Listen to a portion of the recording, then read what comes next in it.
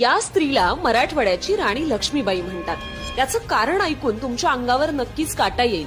ही गोष्ट आहे 1947ची. संपूर्ण भारत स्वतंत्र झाला होता, पण हैदराबाद संस्थानावर अजूनही निजामाचंच राज्य होतं. त्या संस्थानामध्ये मराठवाडा सुद्धा होता, पण शांत राहतील ते मराठे कसले? त्यानंतर निजामाला याच मातीत गाडण्यासाठी उभा राहिला मराठवाडा मुक्ती संग्राम. आणि त्यातील एक वाघीण म्हणजे दगडाबाई शेळके. शर्ट पॅन्ट घालून आणि स्वतःच्या अपंग मुलाला पाठीवर बांधून दगडाबाई शेळके निजामावर तुटून पडायच्या. त्यांच्या या पराक्रमामुळे दगडाबाईंना मराठवाड्याची राणी लक्ष्मीबाई म्हणतात. बंदूक चालवण्याचं आणि हात बॉम्ब फेकण्याचं प्रशिक्षण घेतलेल्या दगडाबाई निजामाचे बंकर उडवून लावायच्या. आपल्याला मृत्यू कधीही गाठू शकतो हे ओळखून त्यांनी आपल्या नवऱ्याचं दुसरं लग्न लावून दिलं होतं. आपल्या जीवाची पर्वा न करता दगडाबाई लपून छपून स्वातंत्र्य लढ्यातील सैनिकांना शस्त्र पुरवत होत्या. त्यांच्यासारख्या रणरागिणींमुळेच मराठवाडा स्वतंत्र झाला.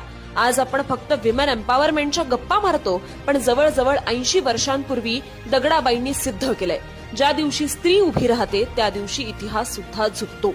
म्हणून मराठवाड्याच्या राणी लक्ष्मीबाईंचा हा व्हिडिओ नक्की शेअर करा आणि संवाद सेतूला फॉलो करा.